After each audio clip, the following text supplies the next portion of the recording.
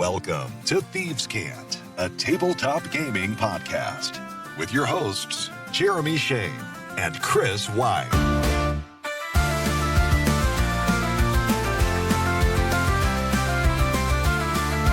Welcome in and welcome back. It is Saturday, June 14th, Thieves' Cant. I'm Jeremy Shane. And I'm Chris White.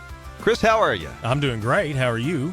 Fantastic, as always. As sometimes. Yeah. Thank you for listening. Thank you for following along on Apple Podcasts, on Spotify, wherever you listen to your podcast. Hey, remember, you can find us on social at Thieves Cant Cast, YouTube at Thieves Cant Podcast. And, of course, we want to hear from you. Chris, where can they email us? They can email us at thievescantcast@gmail.com. Chris, we are recording early today because it's a game day. We're back at the table in just a couple short hours. Looks like a little dungeon delving is going to happen later on. I believe so, although I'm not sure how long I'm in for. I'm down to 1 hit point. Yeah, like after room 2. Right. Yeah. So sorry about that. My character is his flesh is shredded, in tatters, dragging himself along with 1 hit point. We'll see how it goes. No long rest. No long rest. Not going to give me a long rest. No. Okay, well, we'll see how it shakes out. Hey, I didn't mention last time on air that my beautiful new MCDM draw steel dice arrived in the mail. Well, this is kind of a humble brag. You got them laid up here. Yeah, you want me to take right off the lid in front here? of me. Mm-hmm. Beautiful, beautiful. They are really pretty. So Draw Steel, of course, uses D10s. You roll a couple of D10s, but the official Draw Steel dice, and I have the Good King Omens box of dice, they're actually 20-sided D10s. So each die is numbered 1 through 10 twice. So you're rolling a D10, but you get the satisfaction of rolling a D20. Those are really nice, actually, and they're different, which is cool. So you're ready for some Draw Steel. Maybe if we do any rolling today, and you want to roll those 20-sided D10s, I'll let you, because we are going back into the Forge of Creation, try to get all of the story elements, the lore elements of this adventure in place, and kind of bring this series to a close. We're also going to take a preview of next Saturday's free RPG day, and, of course, we've got a crowdfunding spotlight. In today's crowdfunding, by the way, it's not Pink Eye. It's the Living Dead. How's that for a nearly 30-year-old South Park reference? That's pretty impressive. We've also got a couple of headlines to get to, but first it is the Thieves' Cant question of the week.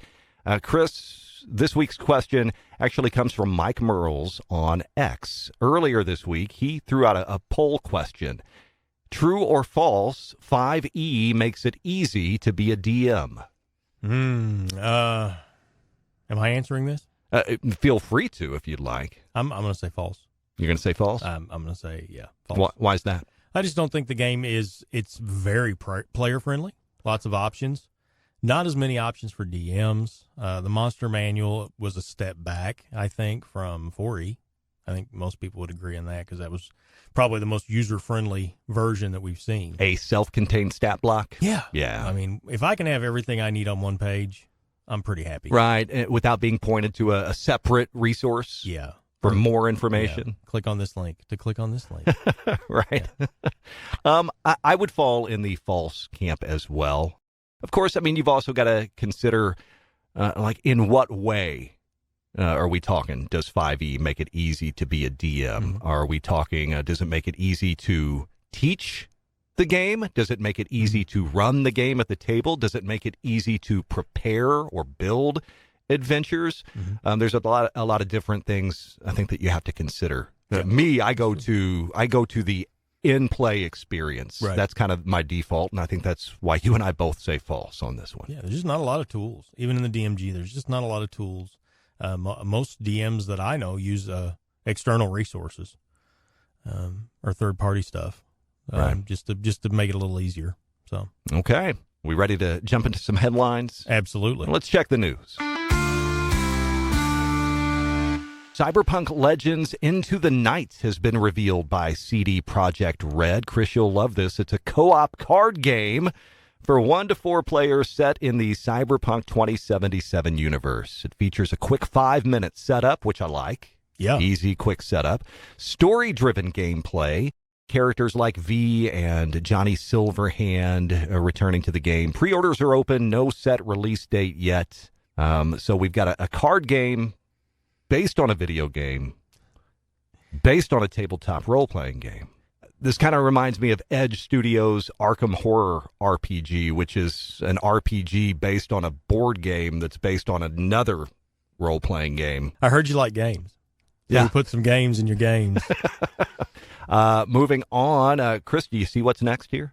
I think I do. More cards. Yeah. Oh, it sure is. Yeah. Fable Maker's Deck of Many Things, launched by Hit Point Press, bringing new power to the classic Magic item. But rather than 22 cards this go round, there are 46. Half in color, half in monochrome. The deck also includes rules for using the Deck of Many Things in your 5e game. Finally, hey, coming up next Saturday, pay a visit to your friendly local game store because it is Free RPG Day.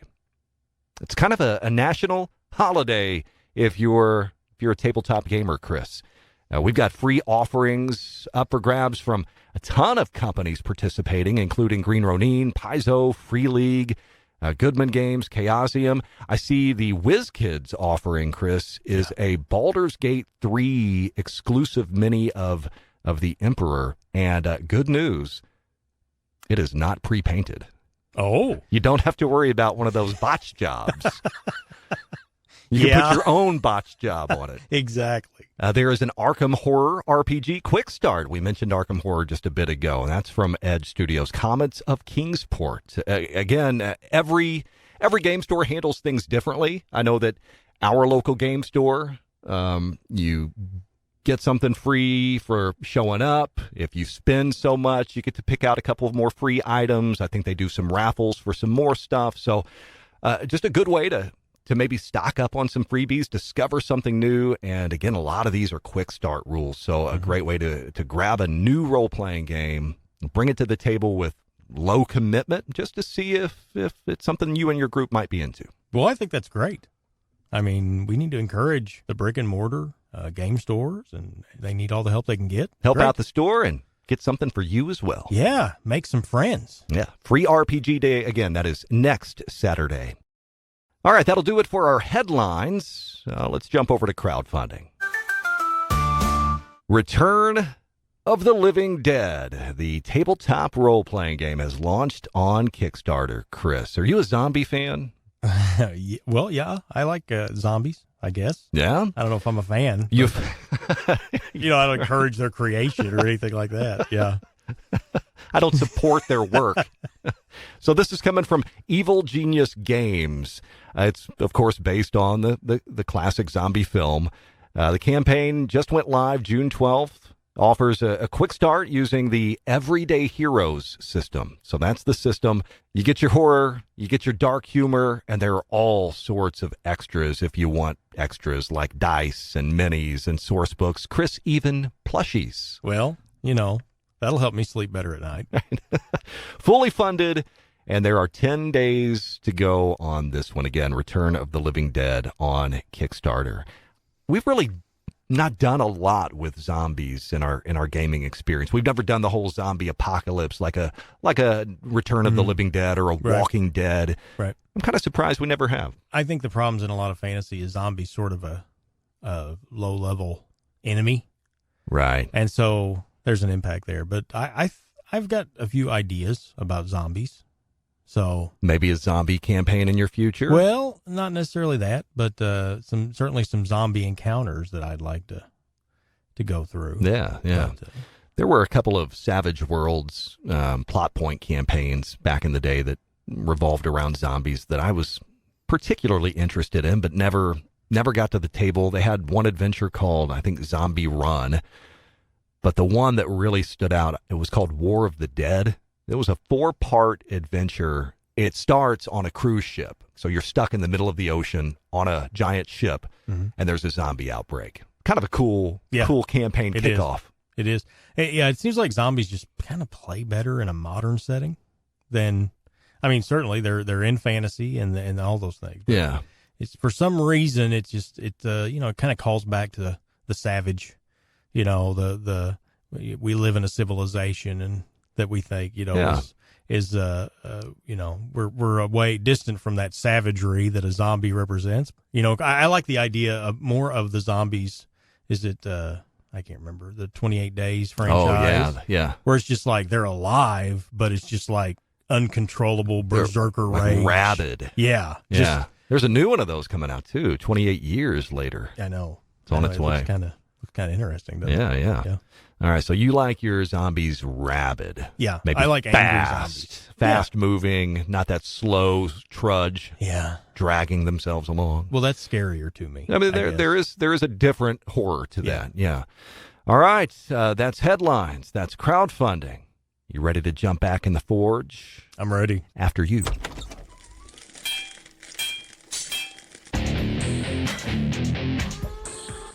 The Forge of Creation.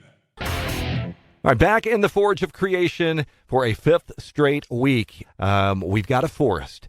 PCs are going to be hired to map this forest, to scout it out. We have a massive fallen tree in this forest that we know has fallen because something terrible has tunneled up from the earth. This huge creature that has come through from the Fae through a portal under the earth.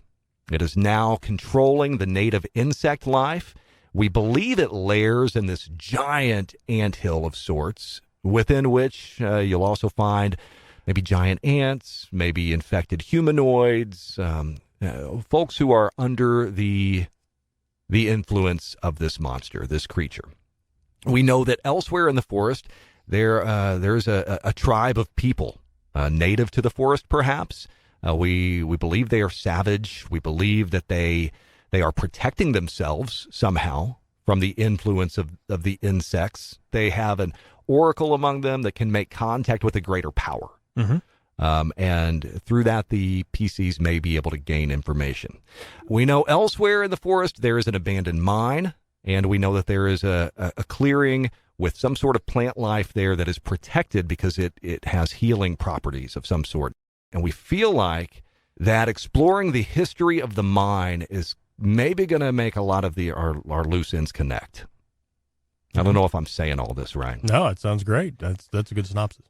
We also had that randomly rolled result of the Legend of the Dark Dryad, so that is still kind of hanging there. We can do something with that if we want to as well. Does it make sense that whatever happened at the mine somehow ties into the monster that came through the Fae portal? Maybe the miners found the portal. So you're saying maybe it was let loose there. It didn't emerge from the surface. Right, it didn't emerge at the mine. The miners may have done something that would have freed this thing, let it through. Yeah. Potentially. Just a thought. Well, I do think, I've been considering the Dark Dryad. And again, I feel like the mine, like this place is where the history is revealed. This is the place where we could go and, see, touch, feel things in the past. Maybe even interact to some extent with those things that had happened. I think this is where the Dark Dryad needs to be, at least what is known of the Dark Dryad needs to be revealed. Maybe an origin story of sorts. Sure. Oh, I like that. So perhaps at one time long ago, there was a civilization here. Maybe it was an elven civilization, but something happened that made this forest too wild. Basically, it became uninhabitable, and whether they were destroyed or abandoned, something happened. And that, to me, seems like a good place to bring in the Dark Dryad. So basically, this creature of nature that is completely opposed to civilization of any kind. And basically, we could point to the Dryad as being the source of this rift from the Feywild, right? Okay. So basically it was like, hey, I'm going to bring the Feywild here and wipe all this out. We're going to give it all back to nature, right? And so in the mine, you have like a lost civilization or something, because that's where treasure is. Whatever caused it to be abandoned was 100 years ago, according to our random rolls. Okay. And we know that there was some sort of feud and hatred tied to that. Mm-hmm. And we never revisited those ideas. Right.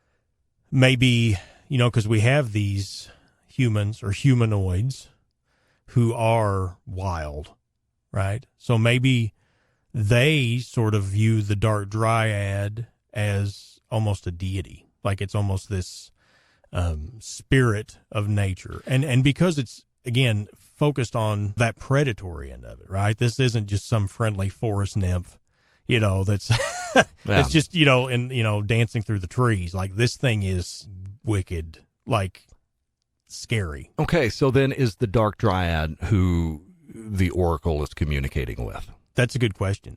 I think it's more interesting if they're not together necessarily, right?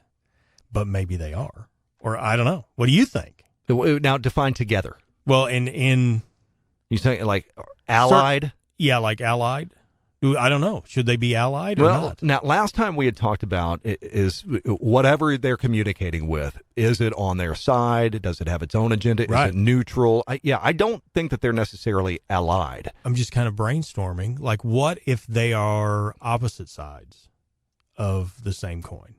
You know what I mean? So the dark dryad basically won, right? It's brought in all of these dark aspects of the Feywild, and it's overtaken things, but the oracle, or not the oracle, but whatever it's communicating, the oracle's communicating with, the spirit represents a more, I don't want to say gentle, but an opposed view of nature, right? So both of them are nature spirits, essentially, but one represents that dark predatory side, the other represents the more like nurturing and providing aspect. Which would be interesting to me because in some ways they're in alignment, but in other ways they would be very much opposed to one another. So are they two different beings, or is it the same being? Just I don't hate that. It's a lot cleaner if it's just basically basically at that point these tribesmen, or whatever we're going to call them,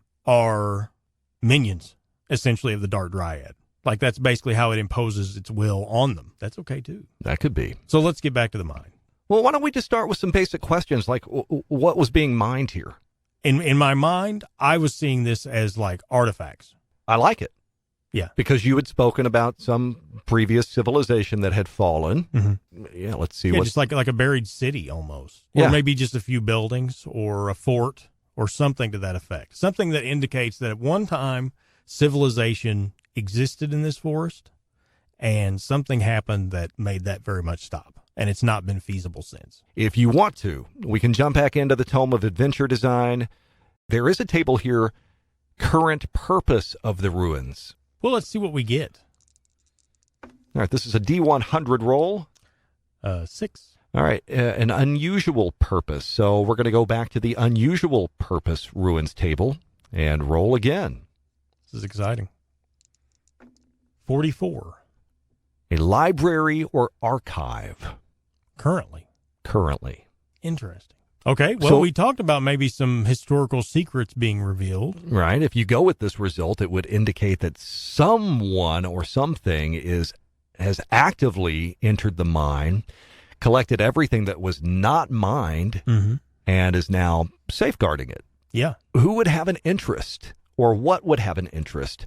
I have an idea, but it's going to take us on another Side track? side journey. That's what it's all about.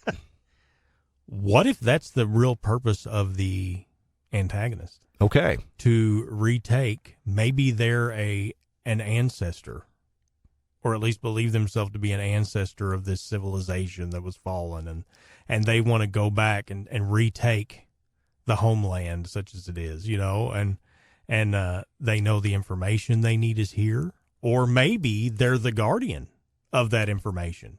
Maybe they're the one protecting it because they found out the truth.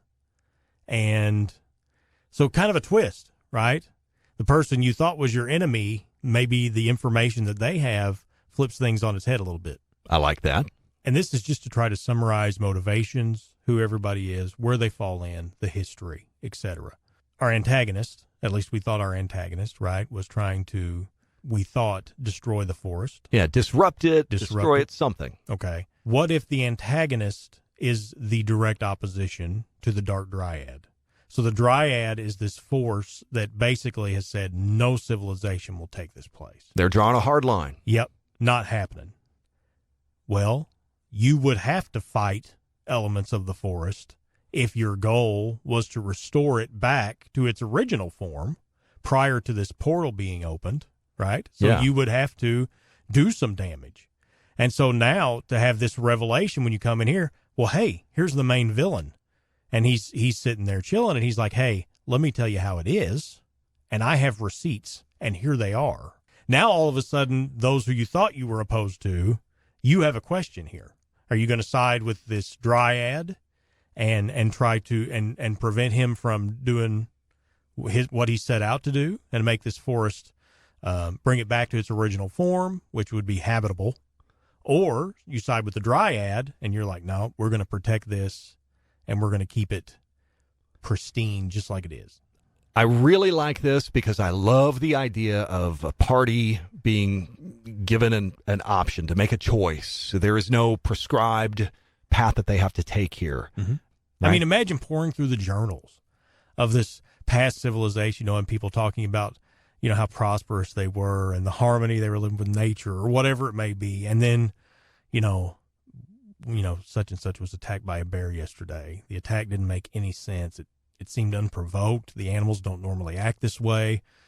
Something got, that little girl by the pond, and it was, she was torn to pieces and whatever, just building all this up, that basically nature itself was starting to turn on them, the forest itself, and not having an explanation for what happened. And then maybe some revelation that points to this Dark Dryad figures being responsible for those changes. So how long ago do you think this civilization was prospering? If we go back to the beginning, the forest was simply established as being impenetrable, basically. We need it mapped because nobody can get through here. So maybe a few hundred years, enough that it's sort of passed from memory, except for, the most learned historians. They might know rumors of a place that once existed in the forest, but that was a long time ago. All right. So several hundred years ago, the Dark Dryad brings about the downfall of this civilization. Mm-hmm. A couple hundred years later, some folks find their way in and set up this mine, and only to discover that nature is still holding its ground. Yeah. That's when the beetle dragon, the monster, was sent by the Dryad, or called forth, or wandered in. Yeah, there's all kinds of creatures then, that you could use, even creatures that perhaps aren't normally considered evil forest dwellers have become twisted by this dark influence, so you could have your shambling mounds, right? Maybe even, a dark unicorn or something. The things here have just become twisted to the darker side of the Feywild. So it's sort of that idea of those extremes. We've got a much clearer idea of the history of the mine. Do we want to turn our attention to this area of the forest where this mysterious plant grows that has this, what we determined was a healing property, but we also know that it's guarded, it's protected. Mm-hmm. Just trying to find connections and find answers. We know that this tribe with the oracle, we know that they protect themselves from the insect influence with some sort of oil. I don't know. Is there a connection between what they use to protect themselves and this mysterious plant that we know grows in the forest? Okay. I just had an epiphany. This is probably going to take us down another path. Okay. What if, you're reading through those journals, right? And they talk about the temple of good nature god, fill in the blank, right? Okay. And the numerous blessings. And in fact, the incredible medicinal properties that had been found on these pea plants that grow around the temple. And so now you find out that this is basically a blessing, and the Dryad himself is fending that off because it's a boon for mankind. He can't wipe it out because it is nature, but he doesn't want anyone to benefit from it. So something that serves the Dark Dryad then protects this this area where these things grow. Be it those tribesmen that we talked about, or something else. Any nature guardian. Let me just take a quick look here in the Tome of Adventure Design. You want to roll up a plant monster? Yeah, I do. Absolutely. I think a plant monster That sounds guards perfect. this place. Oh, yeah. This is going to be, let me make sure it's a D100 roll. Yeah. All right. 29. Okay. A fern. Whoa. Wait a minute. I just rolled a fern. All right. It says, now it could be many ferns, right? Right. Right. Let me read part of the entry. Uh-huh. See if this inspires you. No part of the plant moves, but it has mental powers. These probably include the telekinetic ability to damage opponents using nearby rocks or equipment, or even picking opponents up. Other possibilities include mental powers that mimic enchantment-type magic. The plant can dominate someone's mind to create an ally who will later be used to fetch fertilizing carcasses to the plant's roots. Oh, I kind of love that. So You would never know. yeah, we don't actually have to go with fern. Right. Like you think about some just beautiful, unusual flowers. Yeah. But they don't move. So all of a sudden, like, rocks and boulders are getting chucked at you and people are taking damage. And it's like, what is this coming from? Right. How does the party figure this out? Right. And so they're really fragile, but you would have to know what the problem was from the get-go. Even if you knew there were guardians, you wouldn't know what to look for. So do you think this is like an entity? Like all these roots run together? Or do you think it's many, many smaller entities, like a community? Well, we've already kind of got a hive mind thing going with all the insects. So I don't know. I kind of want to do something different here. I love the idea of it. The fertilizer is like fresh corpses, right? Like, Right. So what if it is all just these roots? So there's these beautiful flowers all over the place, just covering, even as the party starts to, if they figure out that their problems are coming from the flowers, they're going to have to dig deeper than that. You might slow this thing down for a minute, but as soon as you walk away, these buds immediately start popping up again. Wow, like a Right. regenerative thing until you get to the root. You got to nip it in the bud, right? So, that sounds fun. Like that sounds Psionic like flowers. it's like a really unique encounter. See, that's why this book's awesome. Yeah. It's like you think you have a good idea, and it's like, but what about? I wouldn't have come up with that on my own. Right. I wouldn't either. I love that. Okay. That is a cool guardian. All right. So that's an encounter Yeah. that the PCs could experience and maybe get a little reward if they come out on the right side of things. Maybe a source of healing that they could have. And I Might think- prepare them for the encounters ahead. Yeah, I think they're going to need it. Yeah. Chris, as we take a look back at everything that we have thrown on the table, do you feel like we have everything we need to know to really take this thing into the workshop and flesh out encounters, or are we missing anything? We've got that wicker basket we haven't addressed, but I think that's still something that we come back to. Yeah. I don't know why that is so intriguing, but it really is, isn't it? Yeah. I think we could dig in now and really put something together, some fun encounters. I think we've got a good foundation here. We don't know the motivations of the antagonist. We don't know. I mean, we know some of their motivation. We don't know their background. We don't know Who they are specifically. Yes. But again, those are all things we can work out. Right. Well, some of those more granular details we will revisit. But as far as this series goes, to establish our lore, to establish our history, I think we've got what we need. Yeah. All right. So that means next week we shift gears. Whatever it is, we're looking forward to it. Whatever it might be. Hey, if you want to weigh in, again, that email is thievescantcast@gmail.com. Tell us what we're doing wrong. Tell us what big plot hole we have created that we are missing. What are we not seeing that we should be? Yeah, and don't forget to answer that question that we had earlier. Oh, the Thieves Can't question of the week. Yeah. 5E. Does it make it easy to DM or not? Yeah, I would like to hear some feedback on that. All right. Maybe I'm crazy. Maybe it is easier. Yeah. thievescantcast@gmail.com. Find us on social at thievescantcast, and again on YouTube at thievescantpodcast. And with that, we wish you a happy week ahead, a happy week of gaming, a happy week of life, all that. Chris, we are ready for some gaming ourselves. You think you're ready? Wow. I think I'm gonna die. I hope everybody has a great week, and I hope you're able to get some gaming in. All right, we'll see you next time. It's been Thieves Can't. I'm Jeremy Shane. He's Chris White. So long. Thank you for listening to Thieves Can't. Email thievescantcast@gmail.com.